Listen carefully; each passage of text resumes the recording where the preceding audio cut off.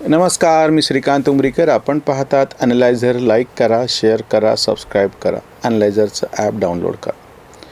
2-3 विषय असे आहेत की त्याच्यावरती आम्ही व्हिडिओ केले की ते व्हिडिओ चालतात आणि त्याच्या जोडीनं खाली शिव्या पण चालतात. की तुम्हाला राहुल गांधी, शरद पवार आणि उद्धव ठाकरे, संजय राऊतच दिसतात का? आता मी तुम्हाला आजचा जो व्हिडिओ तुमच्यासमोर ठेवतो आहे ते माझं मत नाही आहे. म्हणजे आम्ही काय इंडिपेंडेंटली स्वतंत्रपणे टीका करू ती वेगळी.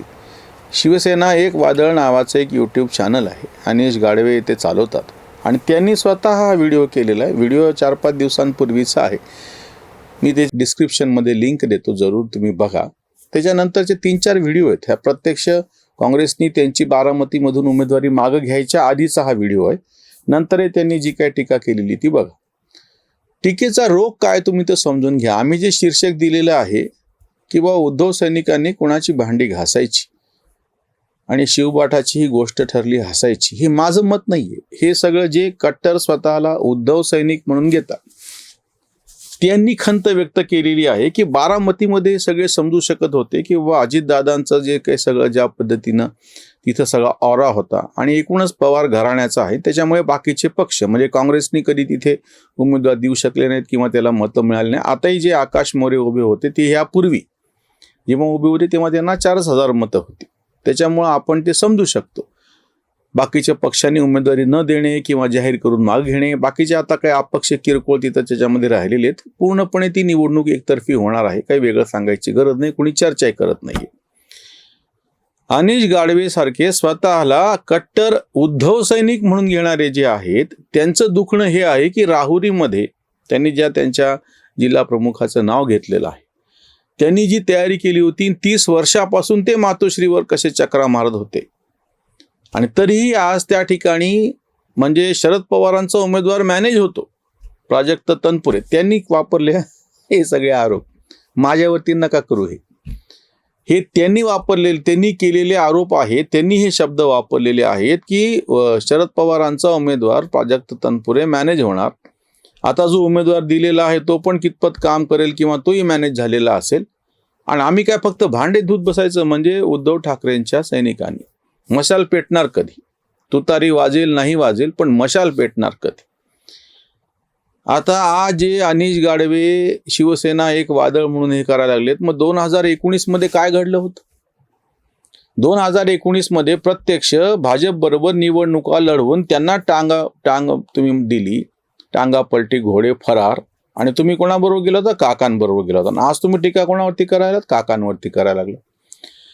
शिवसेना अख्खी घेऊन बाहेर पडताना, शिवसेनेतून बाहेर पडताना असा शब्दप्रयोग मी कधीच त्याच्यामुळे करत नाही, कारण की जास्तीत जास्त पक्ष त्यांच्याबरोबर निघून गेलेला होता. आजही आहे एकनाथ शिंदेबरोबर.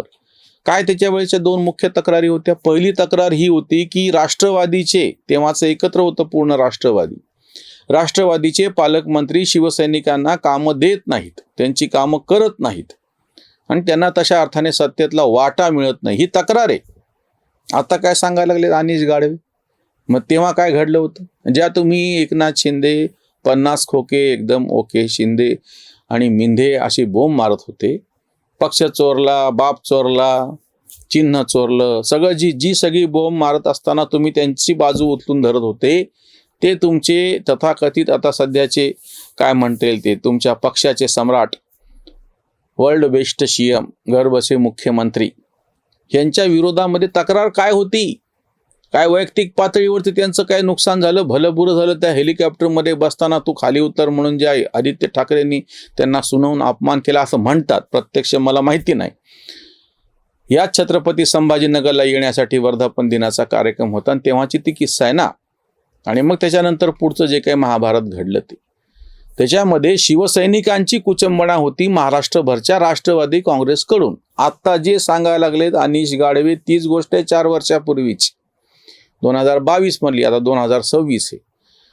आता एप्रिल महिना चालू आहे, मे आणि जून, म्हणजे बरोबर 4 वर्ष झाली या सगळ्या प्रसंगाला. आणि दुसरा आरोप काय होता ज्याच्या त्याला अनिश गाडवेंनी अजून हात नाही लावला? हिंदुत्ववादी जो आपला मतदार आहे त्या मतदाराला हे आपलं सगळं तथाकथित सेक्युलर बुरखा मान्य कसा होईल? तरी सुद्धा फ्लूकमध्ये, लाटेमध्ये त्या लोकसभा निवडणुकीच्या वेळेस का होईना पण काही ना काहीतरी फायदा झाला. 9 खासदार निवडून तरी आले.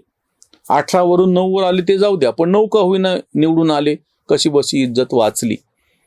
आज त्या सगळ्या खासदारांमध्ये जो संशय निर्माण केला जात आहे की हे राहणार की जाणार, हे सगळं ज्या गोष्टीमुळे घडलं त्याच्यातला एक होता प्रत्यक्ष शिवसैनिकांवरती गावोगाव होत असलेला अन्याय, त्यांना कामं करू देत नाहीत ही परिस्थिती, आणि दुसरं होतं हिंदुत्व. ज्या हिंदुत्वासाठी बाळासाहेबांनी 1991 पासून, मी आधीच हे सगळं बाजूला ठेवतो, प्रत्यक्ष हिंदुत्वाचा वापर केला म्हणून बाळासाहेबांवरती कारवाई झाली, म्हणून खटला चालला. इतकं सगळं अंगावर ज्या नेत्यांनी घेतलं त्याचे जे सगळे कट्टर अनुयायी होते, 1989ला अजून रथयात्रेचा विषय निघायचा होता. पहिल्यांदा महाराष्ट्रामध्ये निवडणूक भारतीय जनता पक्षासोबत शिवसेनेने बाळासाहेब ठाकरेंनी लढवली. तेव्हा बाकीचे जनता दल नावाखाली अजून एक वेगळंच पुन्हा आघाडी होती जी देशभर होती. नंतर ते विश्वनाथ प्रताप सिंग यांना पंतप्रधानपदी बसवण्यात आलं. त्या सगळ्याचे पाळंमुळं महाराष्ट्रामध्ये सुद्धा आहे. पण त्याच्याबरोबर बाळासाहेब ठाकरे गेले नाहीत. भाजप सोबत त्यांनी तेव्हा हिंदुत्वाच्या मुद्द्यावरती आघाडी केलेली होती. तेव्हापासून 2019च्या निवडणुकांपर्यंत लोकसभा आणि विधानसभा मधली एक निवडणूक वेगळी लढली, 2014ची विधानसभा, तरी सुद्धा हिंदुत्वाचा मुद्दा सोडलेला नव्हता. तथाकथित महाविकास आघाडी नावाचा जो जांगडगुत्ता पवार साहेबांनी महाराष्ट्रासाठी केला ते सगळं कडबोळं होतं. त्याच्यामध्ये उद्धव ठाकरे त्या मुख्यमंत्री पदाच्या मोहात खुर्चीवर जाऊन बसण्याच्या नादात त्यांनी ह्या ज्या दोन गोष्टीचा मूळ बळी दिला, शिवसैनिकांच्या हिताचा बळी दिला. आणि विधिमंडळातून निवडून गेलेले शिवसैनिक मंत्रीपदी नाही गेले, विधान परिषदेमधून निवडून गेलेले, बाहेरून आलेले अपक्ष असे सगळी भरती करावी लागली होती. अनिश गाढवे आज जे दुःख राहुरीच्या शिवसैनिकांचं सांगायला लागलात, हे अशीच व्यथा तर तेव्हा होती ना 2022 मध्ये. तेव्हा काय नाही तुम्ही बोलले, हे वादळ तेव्हा काय करत होतं, काय झुळूक झालं होतं तेव्हा. त्यांची तक्रार आहे हे जे त्यांच्यातले मतभेद आता बाहेर यायला लागले, त्याचं सगळ्यात महत्त्वाचं कारण मी तुम्हाला सांगतो. आमच्यासारखे 5, 50, 100, 200 बाजूनं किंवा विरोधक, आम्ही नुसते व्हिडिओ केल्यानं काही होत नाही. अनिश गाढवे नाही ते मला माहिती नाही प्रत्यक्ष शिवसेनेतल्या कुठल्या पदावर आहेत की नाहीत. ते व्हिडिओ करणाऱ्यांना काही फरक पडत नाही. उलट्या उलट्या कुठल्याही बाजूनं बघा, जास्त व्ह्यूवर्स मिळाले, TRP वाढला की विषय संपतो आमच्यापुरतं. पण हे जे शिवसैनिक आहेत ज्याला जमिनीवरती काम करायचे, जेव्हा त्यांनी आपल्या पक्षाचा गळा आपलाच नेता घोटतो आहे, नरडीला नख लावणं असा जो शब्द आहे ना, की ती दाई जी असते प्रत्यक्ष जे जवळचं माणूस आहे ना तेच नरडीला नख लावत असतं. म्हणजे जे बाळ जन्मलेलं आहे त्याचा जीव घ्यायचा असेल कुठल्याही कारणानं, तर ती दाई प्रत्यक्षामध्ये नाळ कापल्याच्या नंतर ते सगळ्यात लहान जे लेकरू आहे त्याचा जीव घेते, त्याला नरडीला नख लावणं म्हणतात. बाहेरचा माणूस लावत नसतो. शिवसैनिक शिवबाठा म्हणजे उद्धव सैनिकांच्या नरडीला नख कोण लावतंय? स्वतः उद्धव ठाकरे लावतायत. आता ही तडजोड कोणी केली? राहुरीमध्ये ती जागा त्या राष्ट्रवादी काँग्रेस शरदचंद्र पवार गटाला सोडायची आणि त्यांनी मॅनेज केल्याच्या नंतर आपण मात्र काय बघत बसायचं का, भांडे दूध बसायचं का?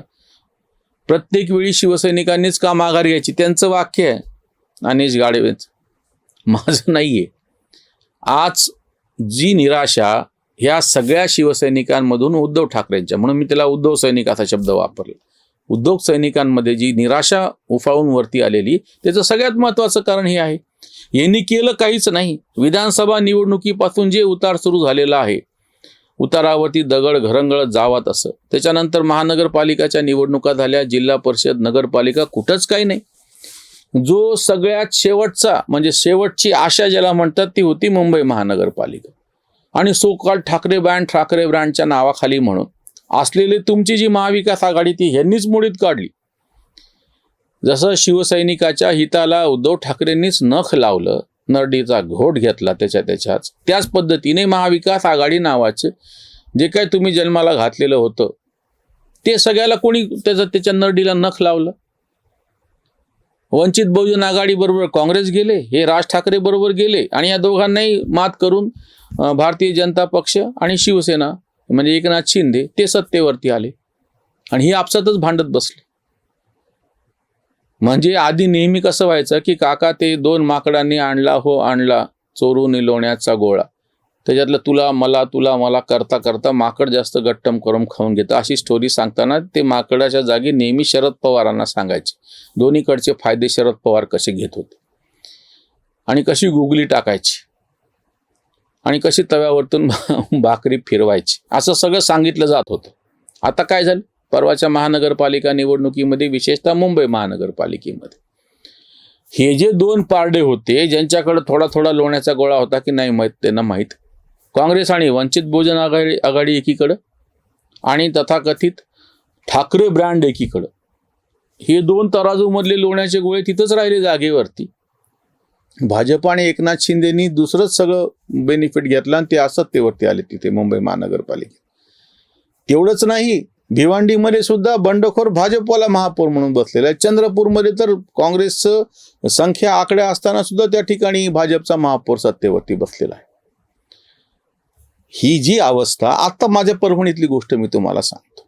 ह्यांनी नको ते तथाकथित सेक्युलरिझमचा बुरखा पांघरला आणि एका मुसलमान व्यक्तीला त्या ठिकाणी तुम्ही महापौर केलं आणि इकडे पुरोगामी तो मिरवायला मोकळे. आता परिस्थिती अशी आहे की ते आमचे खासदार आता ते कधी या पक्षातून पुन्हा एकनाथ शिंदेकडे जातात की, आणि त्यांना बाकीच्यांचे जे फोन यायला लागले त्याच्यावरती सोशल मीडियात खऱ्या खोट्या ज्या बातम्या फिरायला लागल्यात.